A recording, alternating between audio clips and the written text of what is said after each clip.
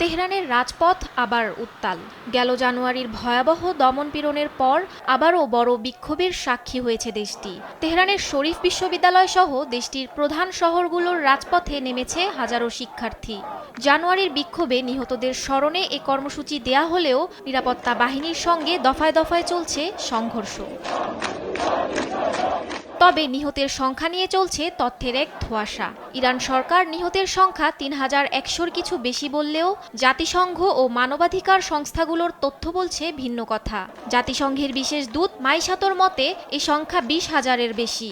অন্যদিকে ইউএস ভিত্তিক HRANA বলছে তাদের কাছে ৭,০০০-এর বেশি মৃত্যুর প্রমাণ রয়েছে, যার মধ্যে ৯২ জনই শিশু। এদিকে অভ্যন্তরীণ বিক্ষোভের মধ্যেই নতুন করে যুক্ত হয়েছে যুদ্ধের দামামা। মার্কিন প্রেসিডেন্ট ডোনাল্ড ট্রাম্প ইরানের ওপর সীমিত সামরিক হামলার হুমকি দিয়েছেন।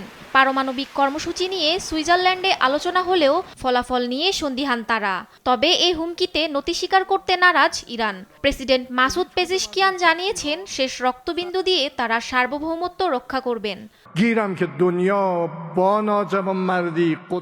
ইরান কোনো যুদ্ধ চায় না, তবে আমাদের সার্বভৌমত্বের উপর আঘাত এলে আমরা চুপ থাকব না।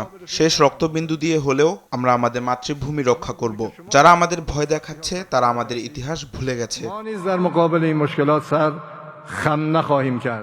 রাজপথের বিদ্রোহ আর সীমান্তের উত্তেজনা, এ দুই আগুনের মুখে দাঁড়িয়ে কোন পথে যাবে ইরান, সেটি এখন বড় প্রশ্ন। মাহমুদা মুক্তি, নিউজ ডেস্ক, দেশ টিভি।